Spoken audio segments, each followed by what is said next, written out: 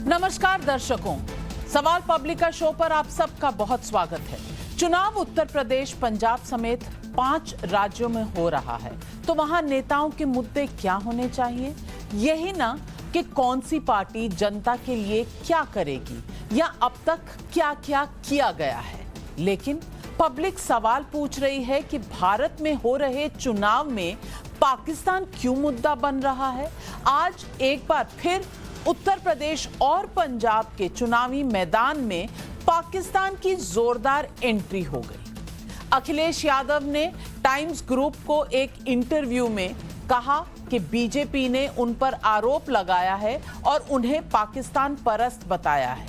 Economic times के साथ interview में अखिलेश यादव ने कहा था कि डॉक्टर राम मनोहर लोहिया और मुलायम सिंह यादव का साफ मानना था कि हमारा असली दुश्मन चीन है, पाकिस्तान हमारा राजनीतिक दुश्मन है, लेकिन बीजेपी अपनी वोट पॉलिटिक्स के चलते सिर्फ पाकिस्तान को निशाने पर लेती है। इंटरव्यू की इन लाइनों को पढ़कर बीजेपी ने अखिलेश यादव को घेर लिया।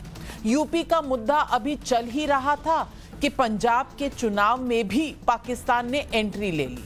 पंजाब के पूर्व मुख्यमंत्री अमरिंदर सिंह ने दावा किया कि नवजोत सिंह सिद्धू का मंत्री बनवाने के लिए इमरान खान ने फोन करवाया था। यानी अमरिंदर सिंह इमरान खान के दोस्त सिद्धू को भारत में उनका एजेंट घोषित कर रहे हैं।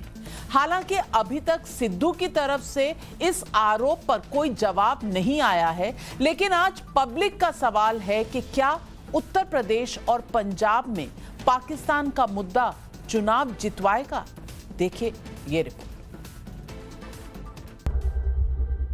अखिलेश यादव जी ने इंटरव्यू में कहा है, साक्षात्कार में कहा है कि पाकिस्तान भारत का असली दुश्मन नहीं है। बिल्कुल स्पष्ट कहूंगा, चाहे अखिलेश जी बुरा माने, जिन्ना से जो करे प्यार वो पाकिस्तान से कैसे करे इनकार। पाकिस्तान से मैसेज ये आया मुझे कि the prime minister has sent a request कि if you can take Sidhu into your cabinet I will be grateful, he is an old friend of mine.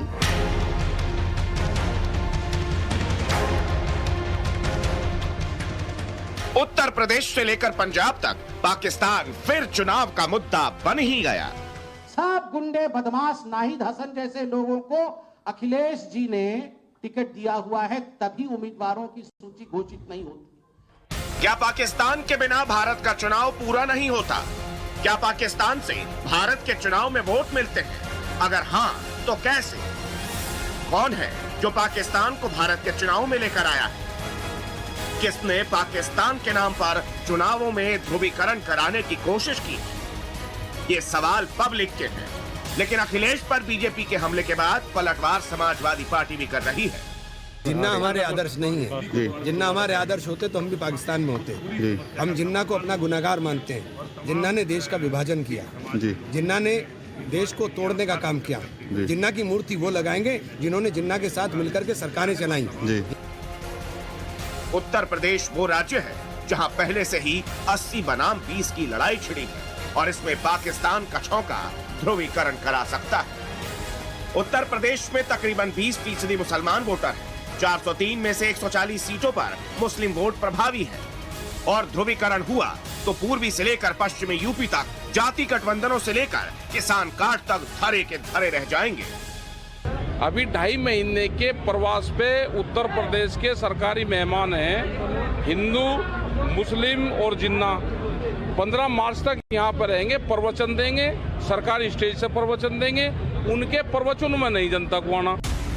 Pakistan पर उत्तर प्रदेश की राजनीति संवेदनशील है, लेकिन पंजाब पाकिस्तान से सटा राज्य है। वहाँ सिद्धू को इमरान खान का एजेंट घोषित करने की अमरिंदर सिंह की कोशिश राष्ट्रवाद के मुद्दे को गरमा सकती है। इमरान खान साहब, तुसी ओ सिकंदर हो जिन्हें पूरी दुनिया के दिल दिते है, दिलों दे विच वास करते हो, दिलों दे विच राज करते हो। लोग ताड़ी जत्थे थोड़े गाने गाते हैं, ठोको ताड़ी टका के ठोको। नवजोत सिंह सिद्धू कई बार कह चुके हैं कि इमरान उनका यार है, लेकिन उनका ये यार उनको मंत्री बनाने के लिए पैरवी भी करता है। अमरिंदर का ये दावा बड़ा है और कांग्रेस को परेशान करने वाला है। पाकिस्तान को लेकर यह तनाव चुनाव तक है या इसका निशाना दूर तक है? पब्लिक इस पर सवाल पूछ रही है। ब्यूरो रिपोर्ट, टाइम्स नाउ, नव भारत। तो आज सवाल पब्लिक का है कि क्या यूपी पंजाब में बिजली, सड़क, पानी पर वोट मिलेंगे या पाकिस्तान पर? क्या पाकिस्तान के नाम पर चुनावी ध्रुवीकरण की कोशिश हो रही है? और तीसरा सवाल जो पब्लिक पूछ रही है वो ये है कि क्या पाकिस्तान के बहाने पब्लिक के मुद्दे दबाने की कोशिश हो रही है? आज यही है सवाल पब्लिक का। और आज हमारे मेहमान जो हमारे साथ जुड़ रहे हैं, गौरव भाटिया प्रवक्ता है बीजेपी के, हमारे साथ जुड़ रहे हैं। घनश्याम तिवारी समाजवादी पार्टी के, थोड़ी देर में हमारे साथ जुड़ने वाले हैं आचार्य प्रमोद कृष्णम, नेता हैं कांग्रेस पार्टी के, और वारिस पठान, नेता हैं AIMIM के। सवाल मैं पहले पूछना चाहती हूं गौरव भाटिया जी से। गौरव भाटिया जी, अगर इतने सारे मुद्दे हैं तो बीजेपी को एक ही मुद्दा नजर आता है अखिलेश को चुनौती देने का। अखिलेश जी जिन्ना के बारे में क्यों गुणगान कर रहे हैं, पाकिस्तान के बारे में क्यों बोल रहे हैं? चुनाव के और कई मुद्दे हैं, लोगों के, आम इंसान की जो जिंदगी के मुद्दे हैं, जद्दोजहद के, ये बार बार पाकिस्तान क्यों उठाने पर आप आतुर रहते हैं? क्या एक यही तरीका है कि ध्रुवीकरण हो पाएगा उत्तर प्रदेश में, और ध्रुवीकरण के अलावा और कोई रास्ता ही नहीं है? यही तरीका है एक बीजेपी के पास, पुराना ट्राइड टेस्टेड फॉर्मूला, जिससे आप वोटों की कैचमेंट करना चाहते हैं? ये आरोप है आप पर। नाविका जी, देखिए, सबसे पहले तो बड़े गर्व से एक बात कहूंगा, चाहे देश के प्रधानमंत्री श्री नरेंद्र मोदी जी हो या यशस्वी मुख्यमंत्री योगी आदित्यनाथ जी, तमाम रैली हुई रोक लगने से पहले और जनसंपर्क हुआ। हर बार हमने बताया किस तरह से 5 साल में हमने क्या कार्य किया। पूर्वांचल एक्सप्रेस वे, एम्स हो रायबरेली गोरखपुर का, किस तरह से लोगों को हमने रोजगार दिया है, किस तरह से कोविड समय में राशन मुफ्त में मिला है, ये सब हमने बताया। लेकिन दुख की बात आपको मालूम है क्या नाविका जी, जो समाजवादी पार्टी है कभी सत्ता में रही है, 4 बार इनकी सरकार उत्तर प्रदेश में बनी, इन्होंने आज तक कभी ये तो नहीं बताया कि इन्होंने क्या कार्य किया, बल्कि इनको ये गुमान और गलत फहमी हो गई कि मौलाना मुलायम के बाद मुफ्ती अखिलेश अगर मुसलमानों को रिझाना चाहते हैं तो उनको जिन्ना जिन्ना जिन्ना जिन्ना करना पड़ेगा। जिन्ना की तुलना सरदार पटेल जी और महात्मा गांधी जी से करनी पड़ी होगी।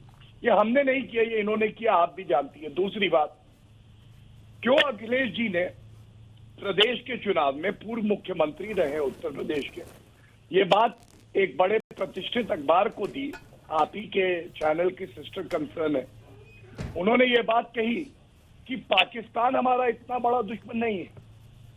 उसकी वजह नाविका जी, इनको ये लगता है कि अगर उत्तर प्रदेश के मुसलमान को खुश करना है तो हमें पाकिस्तान की तारीफ करनी पड़ेगी या जो दुश्मनी है उसको कम बताना पड़ेगा। जबकि हमारा ये मानना है कि जो उत्तर प्रदेश हो या भारत का मुसलमान है, वो अपने वतन से प्यार करता है और जिन्ना से नफरत करता है। उसके आदर्श सवाल ये नहीं है कि अखिलेश यादव जी ने क्या कहा, बीजेपी ने क्या कहा। सवाल ये है, और घनश्याम तिवारी जी, मैं आपसे भी यही सवाल पूछना चाहूंगी, आचार्य प्रमोद कृष्णम जी भी हमारे साथ जुड़ गए हैं, मैं आपसे ये सवाल पूछना चाहूंगी घनश्याम तिवारी जी, कि मुद्दे होते हैं आम इंसान के जो आप हर डिबेट में उठाते हैं कि भाई क्या हो गया नौकरियों के बारे में, क्या बेरोजगारी की बात हुई, क्या बात हुई किसानों को कितना मिला, चाहे वो गन्ने की कीमत हो, चाहे वो उनकी आम जिंदगी की प्रॉब्लम हो। लेकिन अखिलेश यादव जी भी जब इंटरव्यू दे रहे हैं तो पाकिस्तान और चीन की बात कर रहे हैं। अगर ये लोकसभा का चुनाव होता तो ये मुद्दा बड़ा होता, क्योंकि ये फॉरेन पॉलिसी को लेकर है। लेकिन राज्य के चुनाव में पाकिस्तान बनाम चीन, ये क्यों मुद्दा है? क्यों नहीं अखिलेश यादव बीजेपी की जो सरकार 5 साल रही उनकी अपनी परफॉर्मेंस पे जवाब मांगते, वो मुद्दे उठाते? क्यों वो पाकिस्तान और चीन का मुद्दा ज्यादा अहम बनाते? ध्रुवीकरण, यही फॉर्मूला? नमस्कार नमिका जी, आपको, मेरे को पैनलिस्ट को और दर्शकों को। तीन बातें संक्षिप्त में कहूंगा। पहली बात, मैं आपको टाइम्स ऑफ इंडिया की दिसंबर 11, 2017 की एक हेडलाइन पढ़ के सुनाना चाहता हूं। Pakistan working with Congress to beat BJP in Gujarat polls. कौन से विश्व गुरु, धर्मात्मा, महापुरुष जिन्होंने भारत को गरीबी के मुंह में झोंक दिया है, जिन्होंने भारत को जुमलों के मुंह में झोंक दिया है, युवाओं को बेरोजगारी के मुंह में झोंक दिया है, कोरोना को कह रहे थे खत्म हो गया, कौन से महापुरुष ने ये बात कही थी? ये वही महापुरुष हैं जिसे हम देश के प्रधानमंत्री कहते हैं। तो ऐसा कोई चुनाव ही नहीं है आपकी नजर में, मेरी नजर में, जहां पर पाकिस्तान के कंधे पे बैठ करके मोदी जी ने भाषण न दिया हो और उसको अपने चुनावी जुमलों में इस्तेमाल नहीं किया हो। यही प्रधानमंत्री खुद ही गए थे, बिरयानी खाने के लिए गए थे, जन्मदिन मनाने के लिए गए थे, क्या करने गए थे हम नहीं जानते। रही बात चीन की, 18 बार प्रधानमंत्री शी जिनपिंग से मिलते हैं। पिछले 7 साल में भारतीय जनता पार्टी इकलौती ऐसी पार्टी है जिसने हर क्वार्टर में, हर तिमाही में अपना डेलीगेशन आरएसएस के लोगों को चीन भेजा है। $100 बिलियन से ज्यादा चीन के साथ व्यापार स्थापित किया है सिर्फ इस चुनाव में।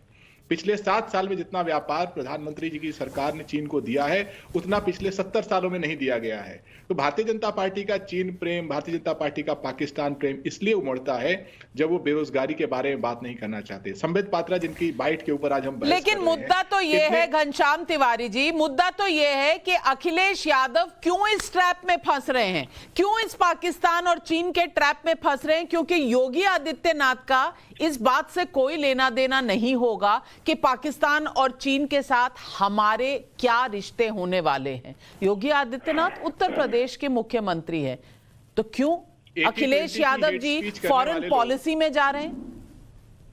80-20 की हेट स्पीच करने वाले लोग, संबित पात्रा के ऊपर मैं एक बात कह रहा था, अभी आप उनका दिखा रही थी। मैं ये कहता हूं कि ये संबित पात्रा ये ट्रैप क्यों ले आउट कर रहे हैं? लगभग 5 साल ओएनजीसी के डायरेक्टर रहे, एक बार भी कभी नहीं कहा, भारतीय जनता पार्टी ने अपॉइंट किया था, उनके ऊपर व्यक्तिगत आरोप नहीं है, पार्टी के ऊपर आरोप है।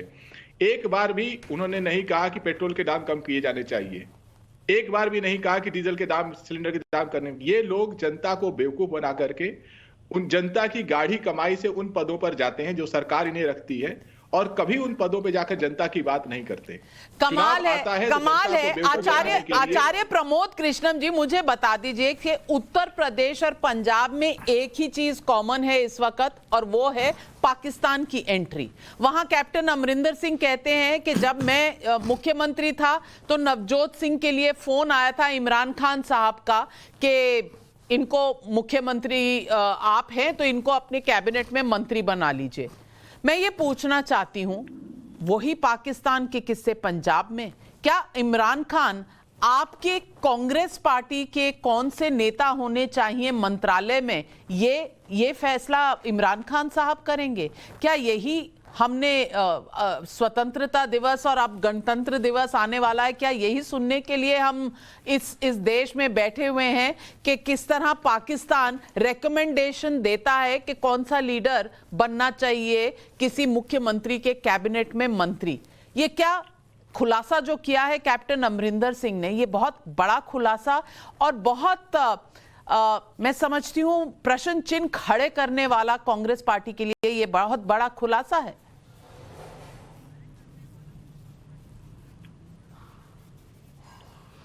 देखिए नाविका जी, बिल्कुल दुनिया जानती है पाकिस्तान एक आतंकवादी मुल्क है और भारत का दुश्मन मुल्क है।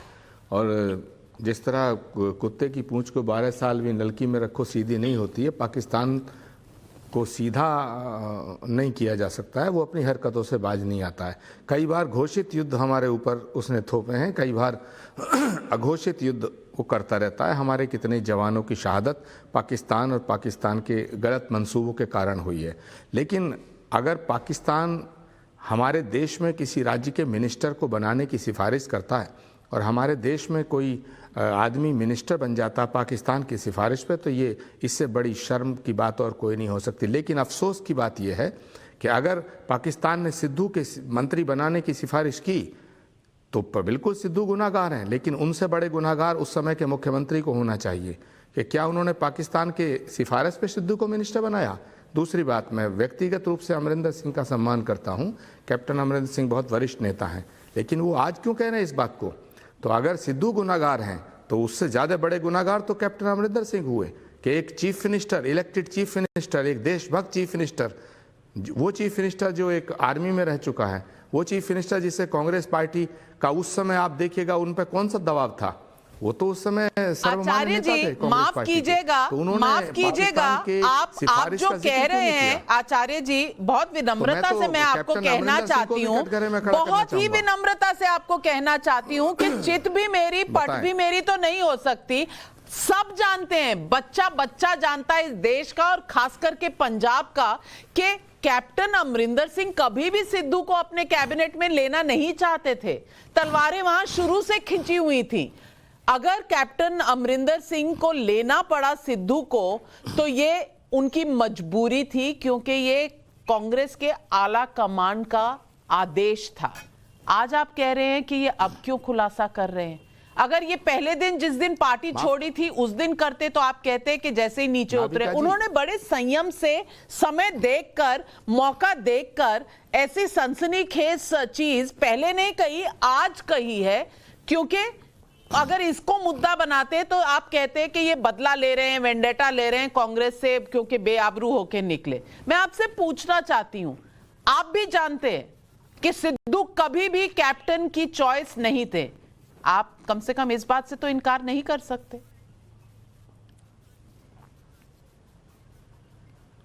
माफ़ कीजिए नाविका जी, बिल्कुल आप ठीक कह रही हैं कि सिद्धू कभी भी कैप्टन की चॉइस नहीं थे। सिद्धू तो बीजेपी की चॉइस थे, बीजेपी ने उन्हें सांसद बनाया, बीजेपी ने उन्हें नेता बनाया, बीजेपी उन्हें पॉलिटिक्स में लाई। तो सिद्धू कभी कैप्टन की चॉइस भी नहीं थे ना कांग्रेस की चॉइस थे। लेकिन भारतीय जनता पार्टी को छोड़ के वो कांग्रेस में आए। और जहां तक सवाल है उनके मिनिस्टर बनने का, तो नाविका जी इस बात को दुरुस्त कीजिएगा कि जिस समय वो मिनिस्टर बने थे उस समय कैप्टन अमरिंदर सिंह कांग्रेस हाईकमान के सबसे अधिक निकटस्थ नेताओं में थे, वो उनको बाध्य नहीं किया जा सकता था। दूसरा सवाल कि अगर पाकिस्तान ने सिफारिश की थी सिद्धू के मिनिस्टर बनाने पर, तो एक दिन, 2 दिन, 1 महीना, 2 महीना, 1 साल, 2 साल, 5 साल तक कैप्टन अमरिंदर सिंह को क्या ये इतनी बड़ी बात छुपा के रखनी चाहिए थी? तो सवाल अगर सिद्धू पे उठेगा तो सवाल कैप्टन अमरिंदर सिंह के ऊपर भी उठेगा। कटघरे में तो अमरिंदर सिंह जी सिद्धू से भी ज्यादा खड़े हैं, क्योंकि नेतृत्व जो करता है उसकी जिम्मेदारी ज्यादा होती है। कैप्टन अमरिंदर सिंह, गौरव भाटिया जी जवाब दीजिए, आचार्य जी का जवाब दीजिए। पाकिस्तान ने प्रश्न उन्होंने उठाया, सिद्धू को मिनिस्ट्री में लाने की सिफारिश की तो कैप्टन अमरिंदर सिंह जी के ऊपर उंगली जरूर उठेगी। देखिए, उंगली तो तब उठेगी जब पंजे में कोई उंगली बचेगी। जो स्थिति लग रही है, उंगलियां टूटती जा रही हैं आचार्य जी। और नाविका जी, मैं आपको याद दिलाता हूं, एक चर्चा में हम लोग साथ में थे। कैप्टन अमरिंदर सिंह ने कई महीने पहले भी ये बात उठाई थी। नाविका जी, उन्होंने कहा था कि सिद्धू राष्ट्र की सुरक्षा के लिए खतरा है। और ये बात वो जो इनके आला हैं, जिनको ये कहते हैं कि भैया हमारे हाईकमान है, उनको बता चुके थे। लेकिन आज जो सिद्धू के लिए कहा है कैप्टन अमरिंदर जी पे, उस पे सुनिए उन्होंने क्या कहा। उन्होंने कहा, जब मैंने सिद्धू को हटाया तो मेरे पास पाकिस्तान के वजीर आजम इमरान खान की तरफ से एक रिक्वेस्ट आई। उन्होंने कहा कि सिद्धू को दोबारा कैबिनेट में डाल दो। तो जब ये बात वो पहले भी कह चुके हैं कि राष्ट्रीय सुरक्षा के लिए खतरा है, लेकिन सिद्धू को संरक्षण प्राप्त है गांधी परिवार का, तो बेचारे कैप्टन अमरिंदर क्या करेंगे? उन्होंने हटाया, दोबारा सिद्धू को लाया गया, ये भी सच है। और मैं आज इतना ही कहूंगा, हमारे अंदरूनी मामले में किस तरह से पाकिस्तान हस्तक्षेप कर पाता है, क्योंकि कमजोर कांग्रेस की सरकार है। मुख्यमंत्री कोई भी हो, कांग्रेस की सरकार होती है तब ये होता है। प्रधानमंत्री की सुरक्षा में सेंध लगती है पंजाब में, कांग्रेस की सरकार जिम्मेदार होती है। इसलिए ये बड़ा चिंताजनक मामला है।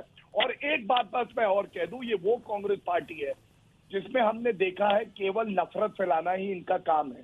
जो तौकीर रजा कहता है कि हिंदुओं को जगह नहीं मिलेगी भारत में, भारत का नक्शा बदल देंगे, उसको कांग्रेस हेडक्वार्टर में ले जाकर सम्मानित करके और प्रदेश अध्यक्ष की उपस्थिति में प्रेस कॉन्फ्रेंस कराई जाती है। ये क्या दिखाता है कि मोदी जी से नफरत है, भाजपा से नफरत है, इतनी नफरत है कि देश का अहित हो जाए कोई बात नहीं, लेकिन नरेंद्र मोदी जी को जो गाली देगा वो कांग्रेस में आगे बढ़े।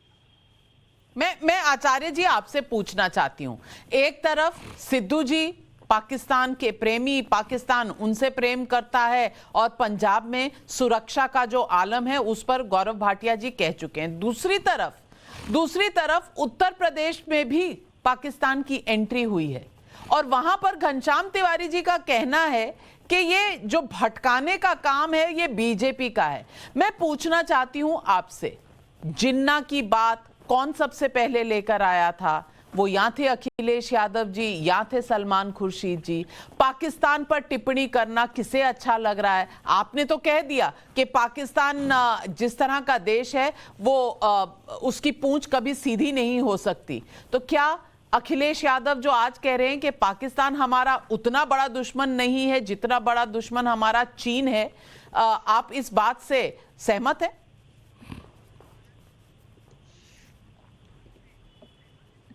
नाबिका जी, देखिए, हम भारतीय जनता पार्टी के विरोधी पार्टी हैं।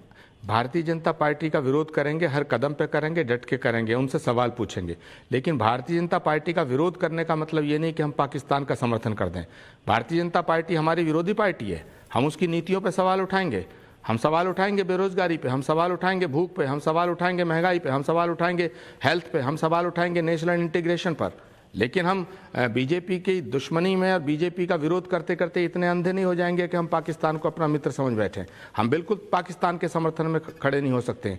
अगर अखिलेश यादव जी बहुत ही संभ्रांत नेता हैं, अखिलेश यादव जी इस उत्तर प्रदेश के चीफ मिनिस्टर रह चुके हैं, लेकिन मुझे बड़ी तकलीफ हो रही है उनके बयान से। अगर उन्होंने ऐसा कहा है, उन्होंने ये कहा है कि चीन हमारा नंबर 1 का दुश्मन है और पाकिस्तान नंबर 2 का दुश्मन, दोनों हैं। अगर चीन नंबर 1 का दुश्मन है तो चीन भी पाकिस्तान के साथ खड़ा है।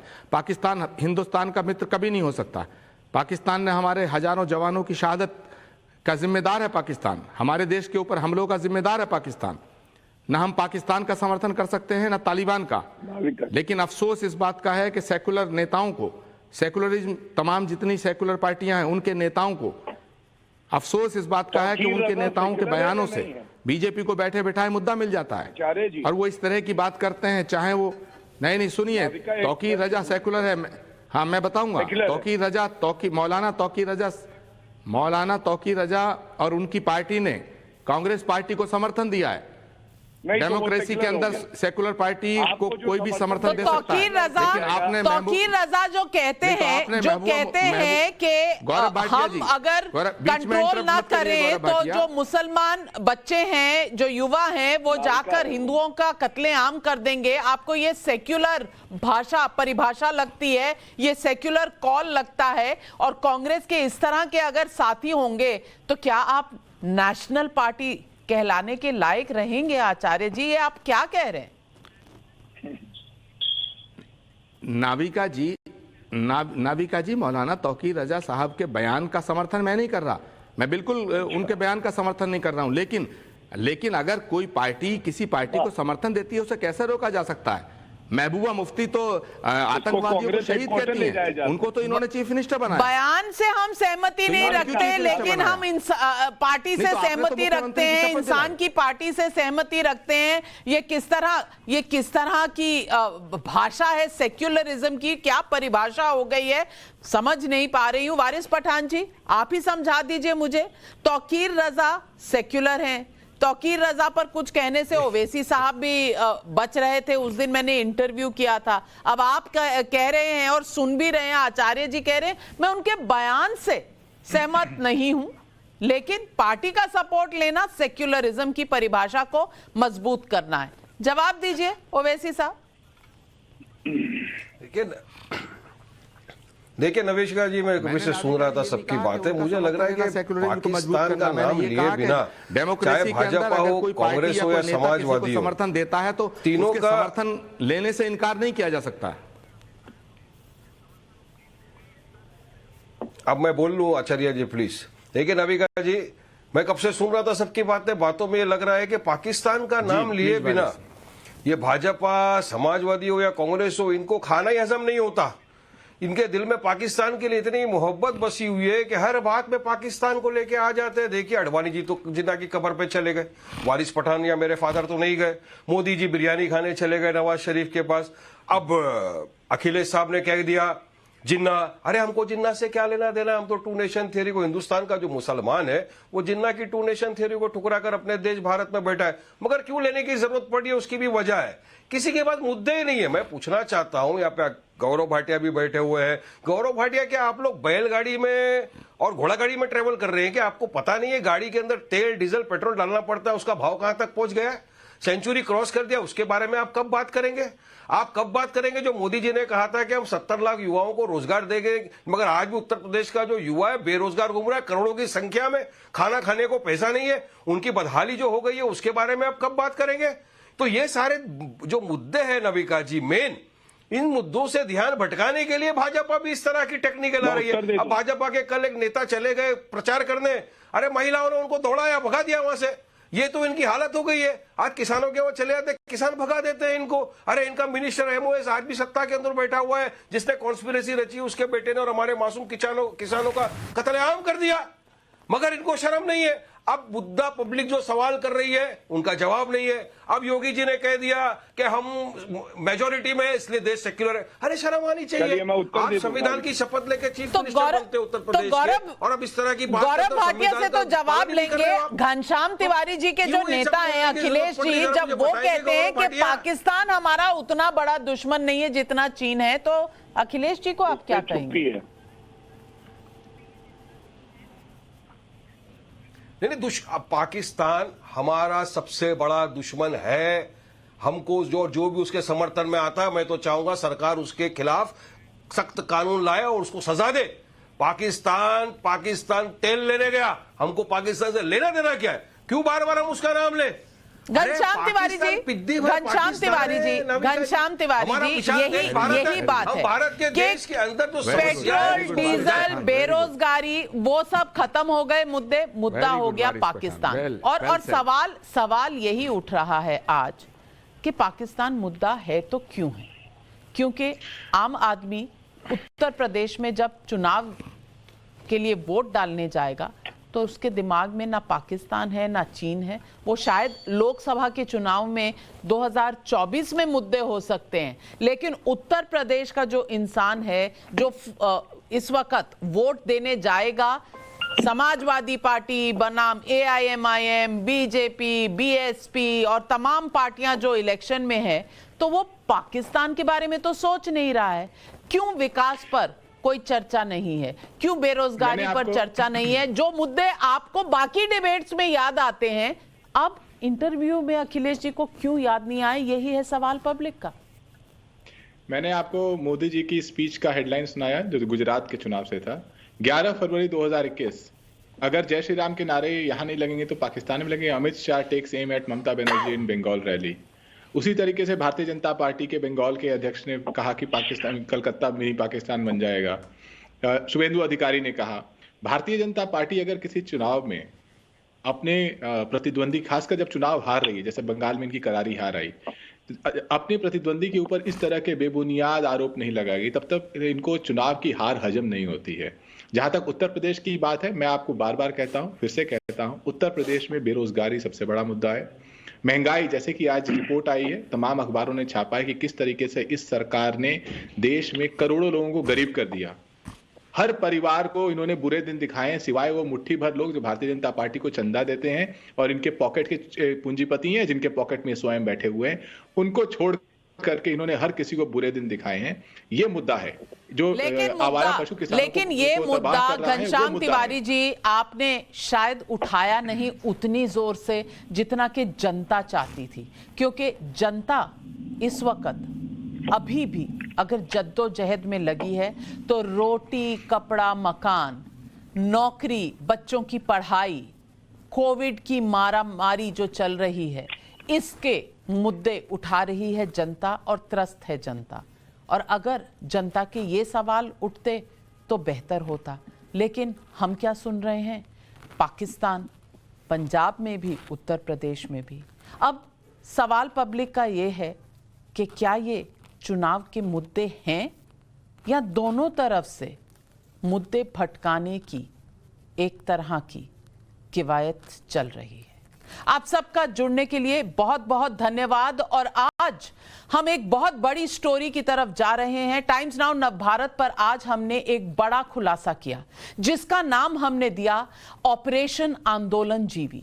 ये नाम इसलिए क्योंकि किसान आंदोलन के दौरान बहुत सारे नेता, बहुत सारे राजनीतिक दल किसानों के नाम पर अपनी राजनीति चमकाने में जुटे हुए थे, लेकिन ये नेता किसानों का असली दर्द, दुख देख नहीं पाए। या यूं कहिए कि ये नेता ही किसानों के दर्द की असली वजह भी बने हैं। यह खुलासा महाराष्ट्र के जलना जिले से जुड़ा हुआ है, जहां रामनगर की एक शुगर फैक्ट्री की जमीन नेताओं ने संगठित तरीके से हड़प ली।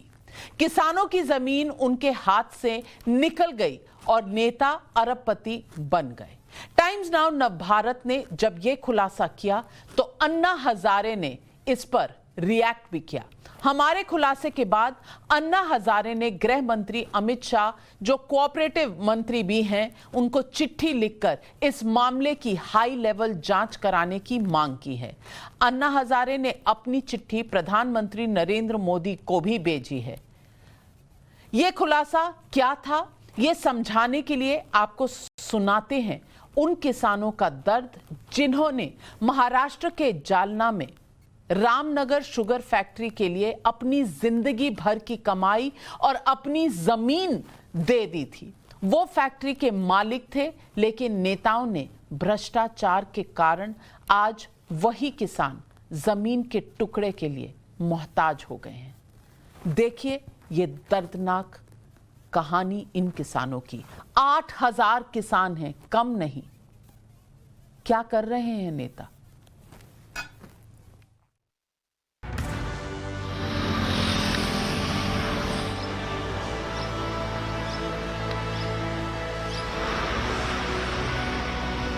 ये हजारों लोगों के योगदान से ये कारखाना खड़ा रहा। इसमें तो हजारों चोर है हमारे महाराष्ट्र में। कामगारों को दिए नहीं पैसे, काश्तकारों को दिए नहीं, शेयर होल्डर को।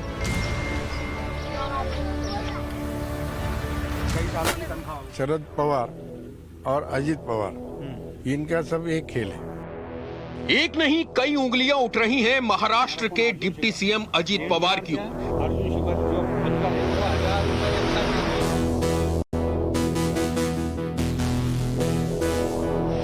किसी ने कहा कि एनसीपी के बड़े नेता अजित पवार ने उनका सब कुछ लूट लिया, तो किसी ने कहा कि शिवसेना ने एनसीपी के साथ मिलकर उनकी जिंदगी को बर्बाद कर दिया। शुगर फैक्ट्री का भ्रष्टाचार है, ये पूरा प्लानिंग करके किया है, प्लानिंग।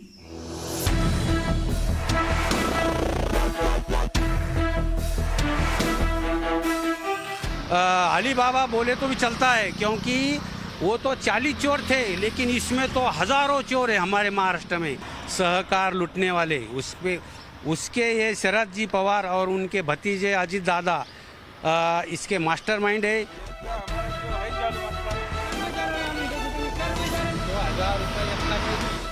आखिर कौन है ये लोग? क्यों इनकी पीड़ा में एनसीपी और शिवसेना खलनायक जैसी दिखी? तो ये विस्फोटक खुलासा करने से पहले हम चाहेंगे कि आप हमारे साथ चलिए महाराष्ट्र के उस जिले में जहां हमें एक नहीं कई किसानों ने मिलकर सुनाया उनके साथ हुए सियासी छल का चौंकाने वाला किस्सा।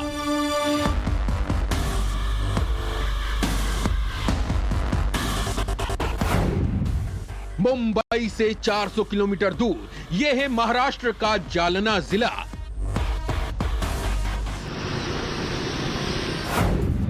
और यह है इस जालना जिले की वो सहकार शुगर फैक्ट्री जिसमें हुए महा घोटाले का सच जानने के लिए टाइम्स नाउ नवभारत के संवाददाता गौरव श्रीवास्तव 5 दिन पहले ही जालना पहुंच चुके थे।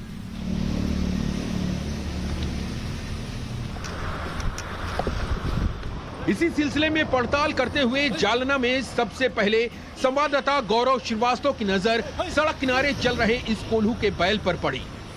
21वीं सदी की एक हैरान करने वाली तस्वीर, जहां टेंट के नीचे ये कोल्हू का बैल चल रहा था और सफेद शर्ट पहने ये व्यक्ति इस कोल्हू से गन्ने का रस निकालने के काम में जुटा था।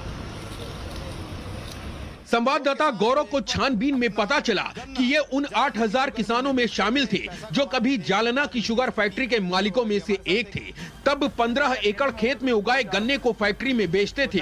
उस वक्त ये फैक्ट्री के 5 शेयर खरीदकर उसके हिस्सेदार भी थे, लेकिन फैक्ट्री बंद होने के बाद आज ये इस हालत में पहुंच गए।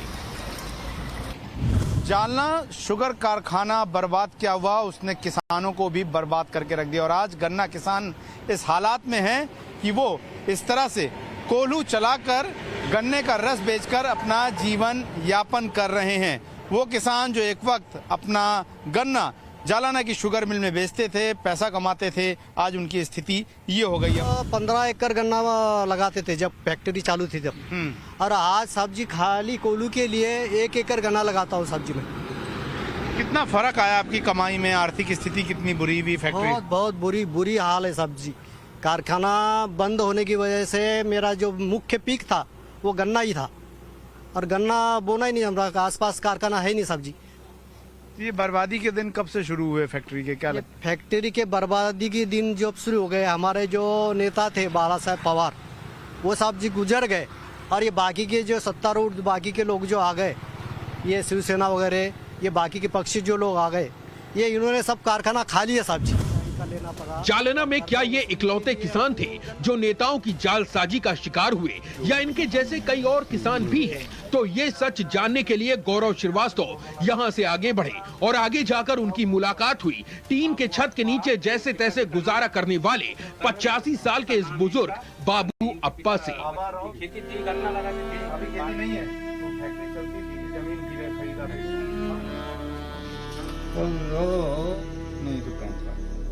जो कभी जालना शुगर फैक्ट्री का शेयर खरीदकर मालिक की तरह थे, लेकिन शुगर फैक्ट्री बंद होने के बाद कर्ज के जाल में ऐसे फंसे कि बर्बाद हो गए, और बुढ़ापे का इकलौता सहारा जवान बेटे ने खुदकुशी कर ली।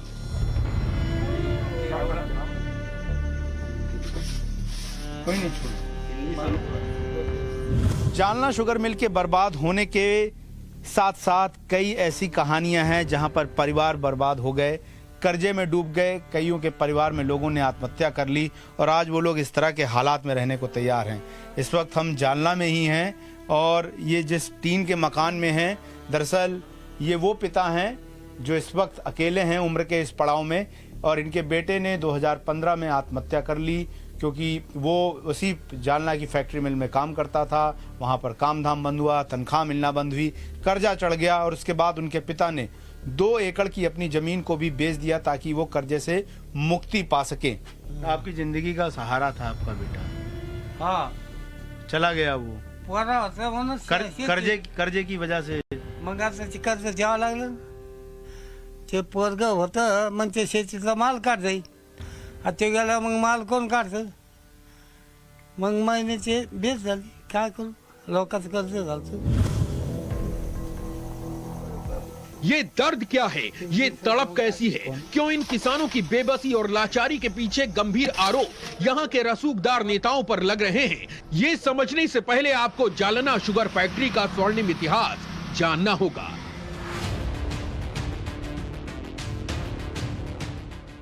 गौरव Shrivastava, Jalna, Maharashtra, Times Now, Navbharat. Times Now Navbharat ने दर्जनों दस्तावेज, पीड़ितों और केस से जुड़े लोगों से बात करने के बाद इस पूरे भ्रष्टाचार की एक एक परत का खुलासा किया। हमें पता चला कि नेताओं ने हजारों करोड़ों की जमीन की करीब 8,000 किसानों की जमीन के धोखे से अपने नाम करवा ली।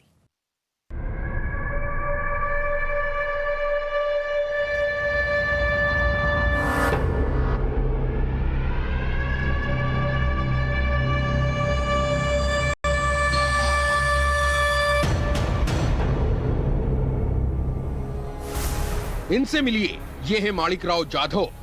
जालना शुगर फैक्ट्री में भ्रष्टाचार के खिलाफ प्रवर्तन निदेशालय में इन्होंने ही शिकायत दी थी। टाइम्स नाउ नवभारत के संवाददाता गौरव श्रीवास्तव को जब इनके बारे में पता चला तो माणिकराव के घर जाकर उनसे बात की। माणिकराव जाधव ने जालना शुगर फैक्ट्री में जालसाजी का गंभीर आरोप महाराष्ट्र के डिप्टी सीएम अजीत पवार पर लगाया।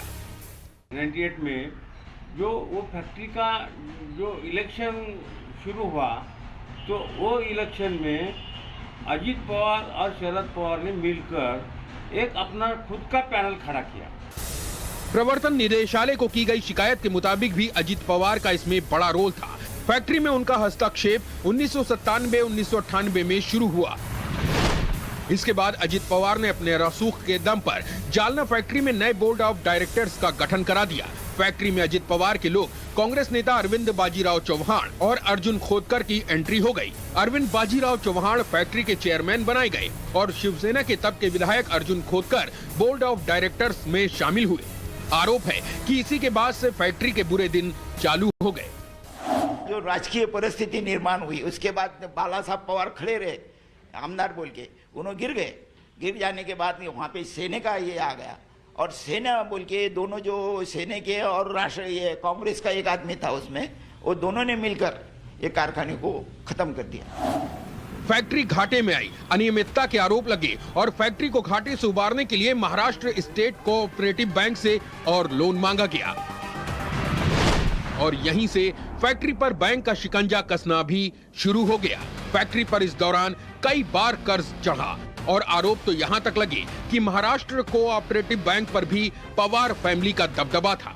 लेकिन सवाल तो कोऑपरेटिव बैंक पे भी उठता है कि उसने इतनी महंगी संपत्ति वाले कारखाने को कम दाम में बेच दिया लोगों को, और डायरेक्ट और शेयर होल्डर्स को बताया भी नहीं। वो 8,500-9 हजार किसान जिन्होंने 2-2 हजार रुपए का कर्ज 1985 में लिया था, उनको तो कुछ बताया नहीं बताया। क्योंकि ये कोऑपरेटिव बैंक के पीछे दिमाग किसका चल रहा था? इसके पीछे राष्ट्रवादी के सर्वे सर्वा शरद पवार और अजित पवार, इनका सब एक खेल है। कहा जा रहा है कि जालना फैक्ट्री को कब्जे में लेने के लिए नेताओं ने बैंक के साथ मिलकर नीलामी की योजना बनाई और इसके लिए बाकायदा प्रॉक्सी कंपनी के जरिए पूरा खेल खेला गया। महाराष्ट्र स्टेट कोऑपरेटिव बैंक ने 9 नवंबर 2011 को फैक्ट्री की मार्केट वैल्यू के हिसाब से बोली 42 करोड़ 18 लाख रुपए फिक्स की। साल 2012 में 27 फरवरी को जालना शुगर फैक्ट्री को नीलाम करने के लिए टेंडर निकाला गया। नीलामी की प्रक्रिया में Tapadia constructions Aurangabad, messrs Ajit seeds limited Aurangabad और मौली बिल्डकॉन प्राइवेट लिमिटेड जालना शामिल हुई। अंत में 42 करोड़ में ये बोली तपाड़िया कंस्ट्रक्शंस ने जीत ली। लेकिन मजे की बात यह है कि दस्तावेजों 2 साल बाद ही तपाड़िया कंस्ट्रक्शंस ने जालना शुगर फैक्ट्री को अर्जुन शुगर प्राइवेट लिमिटेड को बेच दिया, वो भी 15 करोड़ के घाटे पर।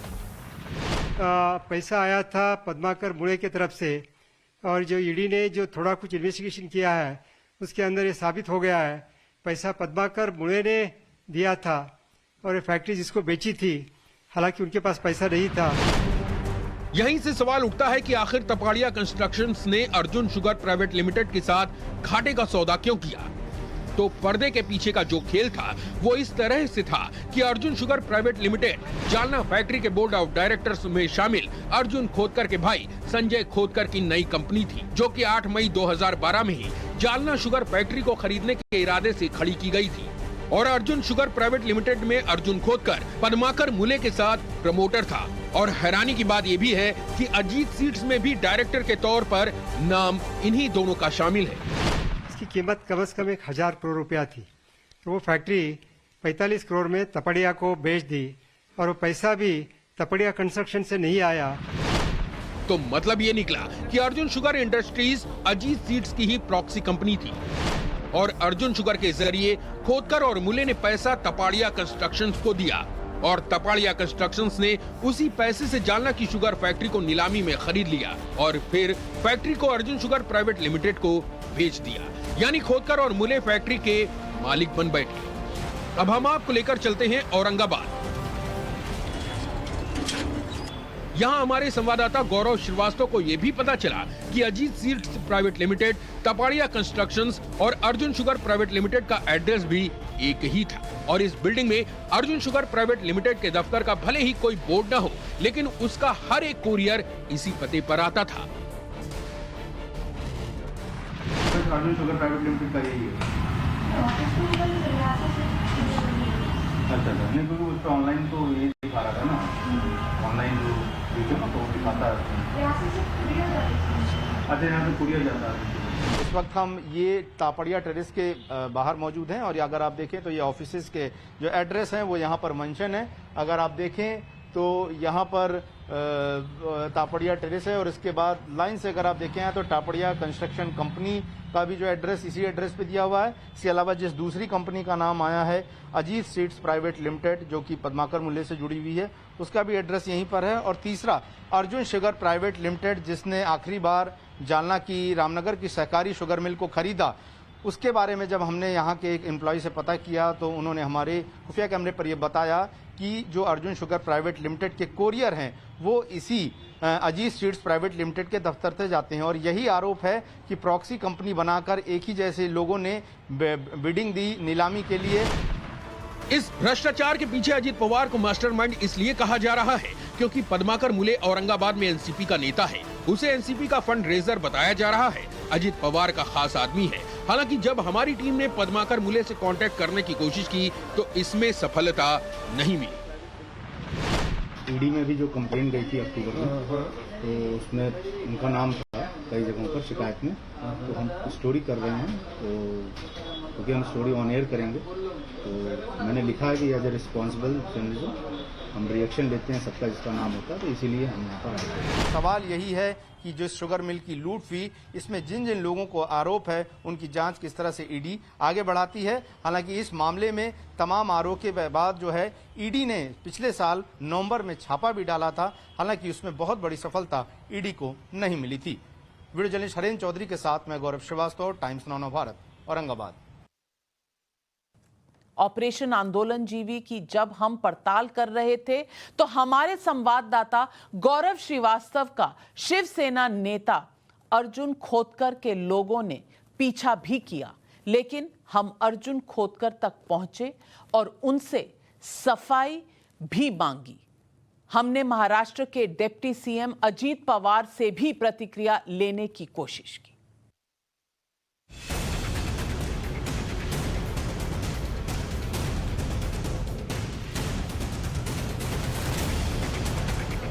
जालना शुगर फैक्ट्री में हुए घोटाले का सच जानने के लिए हम तह तक पहुंच चुके थे। हमें यह पता चल चुका था कि प्रॉक्सी कंपनी के जरिए फैक्ट्री पर कब्जा करने के इस खेल के पीछे का बड़ा खिलाड़ी शिवसेना नेता अर्जुन खोतकर ही है, जिस पर कई किसानों ने गंभीर आरोप लगाए। हमारी तहकीकात की भनक खोतकर के लोगों को भी लग चुकी थी, जिन्होंने इस सफेद रंग की कार से हमारा पीछा जालना की शुगर फैक्ट्री तक किया। लेकिन संवाददाता गौरव इन धमकियों से डरे नहीं और फिर खोतकर का पक्ष जानने के लिए उनके घर तक पहुंच गए। इसके बाद आलीशान घर के अंदर मौजूद अर्जुन खोतकर से हमारी बातचीत शुरू हुई। खोतकर ने अपने ऊपर लगे आरोपों पर वही रटाया पुराना राजनीतिक साजिश वाला जवाब दिया। अर्जुन खोतकर जी खुद हमारे साथ मौजूद हैं। अर्जुन जी, जिस तरह के आरोप लगाए जा रहे हैं कि 100 करोड़ रुपए की हेराफेरी की किरीट सोमैया ने बोला और शुगर मिल को बर्बाद करने की कोशिश की गई ताकि न किसानों को कुछ मिला, न सरकार जो इसमें हिस्सेदार थी उसको भी कुछ नहीं मिला, उस पर आप क्या कहेंगे? देखिए भाई साहब, ये सारे के सारे आरोप राजकीय दुर्भावना से प्रेरित है और इस जिले की सारी जनता जानती है कि ये कौन करवा रहा है और कौन कर रहा है, इसलिए ये सारे आरोप तथ्यहीन है, ये सब मैं नकारता हूं। खोतकर की दलीलें अपनी जगह, लेकिन प्रवर्तन निदेशालय को की गई शिकायत में दर्ज खोतकर का नाम कुछ और ही किस्सा बयां कर रहा था। इसमें नाम अजित पवार का भी था। जालना के किसानों ने अजित पवार पर मास्टरमाइंड होने का आरोप लगाया था, तो संवाददाता गौरव श्रीवास्तव ने उनका पक्ष जानने के लिए उन्हें फोन मिलाया। अब हम अजीत पवार को फोन लगाने जा रहे हैं, ये उनका नंबर है और अब हम उनको कॉल लगाएंगे और हम सब पूछें। आप संपर्क करना चाहते हैं वह अभी स्विच ऑफ है, कृपया कुछ समय पश्चात प्रयास करें। The number you are calling is currently switched off. Please. हम एक बार और कोशिश करेंगे। तो फिलहाल तो टाइम्स नाउ भारत ने उनके निजी मोबाइल नंबर पर कॉल करके प्रतिक्रिया लेने की कोशिश की है और फिलहाल उनका जो मोबाइल नंबर है वो स्विच ऑफ जा रहा है। जालना शुगर फैक्ट्री में अजित पवार का नाम आना हैरानी की बात नहीं है, क्योंकि अजित पवार पर महाराष्ट्र कोऑपरेटिव बैंक में घोटाले के आरोप बहुत पहले से लग रहे हैं। पिछले साल जुलाई में ही प्रवर्तन निदेशालय ने महाराष्ट्र राज्य कोऑपरेटिव बैंक घोटाला मामले में उप मुख्यमंत्री अजित पवार से जुड़ी 65 करोड़ 75 लाख रुपए की संपत्ति जब्त की थी। मनी लॉन्ड्रिंग मामले में उनसे जुड़ी एक चीनी मिल को अटैच किया था और जालना का मामला भी एक शुगर मिल से ही जुड़ा है, जिस पर प्रवर्तन निदेशालय ने शिकायत मिलने के बाद नवंबर के महीने में शिवसेना नेता अर्जुन खोतकर के औरंगाबाद और जालना के कई ठिकानों पर छापेमारी भी की थी। 22 अक्टूबर 2021 को जो ईडी यानी इन्फोर्समेंट डायरेक्टोरेट इनके तरफ मैंने एक बहुत बड़ी एक 22 पॉइंट निकाल कर एक कंप्लेन फाइल किया है। तो अभी इसकी इंक्वायरी ईडी कर रही है। ईडी के लोगों ने वहाँ बहुत सारी रेड भी किए हैं। ये मामले इशारा करते हैं कि एक सुनियोजित साजिश के तहत महाराष्ट्र की सहकारी चीनी मिलों को खत्म करने की कोशिश की गई, वो भी प्राइवेटाइजेशन के नाम पर, स्मार्ट सिटी बनाने के नाम पर। और ये बात हम नहीं कह रहे हैं, बल्कि रालेगढ़ सिद्धि में भी यही बात एक बड़ी शख्सियत ने कही। रालेगढ़ सिद्धि में समाज सेवी अन्ना हजारे ऐसी एक नहीं कई चीनी मिलों के घोटाले से जुड़ी कानूनी फाइलें पलटते अपने दफ्तर में नजर आए। हमने उनसे बातचीत शुरू की। राजनीतिक लोगों ने संगठन करके उसको बेच दिया। अरे कम से कम उनकी जमीन उन्होंने खरीदी किया जमीन, उनको तो पूछो ना, पूछा भी नहीं। तो इतना अन्याय और अत्याचार हुआ है। मैं लड़ रहा हूँ, मैं फकीर आदमी है, मेरे पास धन नहीं दौलत नहीं, फिर भी मैं किसानों के लिए ये लड़ाई लड़ रहा हूँ। अन्ना हजारे ने बताया कि महाराष्ट्र में सिर्फ जालना ही नहीं बल्कि इसी तरह से 49 सहकारी शुगर फैक्ट्रियों पर कब्जे की साजिश रची गई और ये पूरा भ्रष्टाचार 25,000 करोड़ रुपए का है, जिसके खिलाफ अन्ना हजारे आज भी लड़ाई लड़ रहे हैं। 49 शुगर फैक्ट्री की पूरी जांच ये सब हमारे पास है और ये जांच अगर हो गई ना 25,000 करोड़ का घपला भ्रष्टाचार, 25,000 करोड़ का भ्रष्टाचार ये राजनीतिक लोगों का बाहर आ जाएगा। इसे ये लोग जांचे नहीं हो रहे, होने दे रहे। अन्ना हजारे किसानों को न्याय दिलाने के लिए टाइम्स नाउ नवभारत के प्रयासों से खुश थे और उन्होंने हमसे आगे बड़े आंदोलन का वादा भी किया। लेकिन जालना शुगर फैक्ट्री का सच इतना भर ही नहीं है, इसमें क्लाइमेक्स आना अभी बाकी है। क्लाइमेक्स हजारों करोड़ रुपए के घोटाले का। हमारे संवाददाता गौरव श्रीवास्तव आज मुंबई में अजीत पवार के ऑफिस पहुंचे। गौरव अजीत पवार से उन पर लगे आरोपों पर जवाब लेना चाहते थे, लेकिन अजीत पवार मिले ही नहीं। ऐसा बताया गया कि वो मीटिंग में बहुत व्यस्त हैं। बहुत देर इंतजार करने पर भी उन्होंने हमारे रिपोर्टर को कोई समय नहीं दिया। इस पूरे खुलासे में मुख्य तौर पर 3 नाम सामने आए हैं जिन पर आरोप लगे हैं। पहला नाम महाराष्ट्र के डिप्टी सीएम अजीत पवार का है। दूसरा नाम जालना के शिवसेना के बड़े नेता अर्जुन खोतकर का है। तीसरा नाम पद्माकर मूले का पाया गया है, जो औरंगाबाद में एनसीपी के नेता हैं। अर्जुन खोतकर से हमने उनका जवाब लिया। कोशिशों के बाद भी पद्माकर मूले का जवाब हमें नहीं मिल पाया। अजीत पवार भी फिलहाल कुछ नहीं बोल रहे हैं। मैं चाहती हूं कि इन लोगों का जिन का भी नाम आया है वो अपना पक्ष हमें जरूर भेजें। हम उनकी बात भी देश के सामने रखना चाहते हैं और ये तमाम मुद्दे यहाँ टाइम्स नाउ नवभारत पर हम तहकीकात करते रहेंगे, हम इन पर सवाल उठाते रहेंगे। हम इस पूरी कहानी में कौन है असली सपोर्टर इन किसानों के और कौन सिर्फ राजनीति चमकाने के लिए किसानों को अपना मोहरा बनाना चाहते हैं, इन सब के बारे में आपके सामने सही तथ्य हमेशा लाते रहें।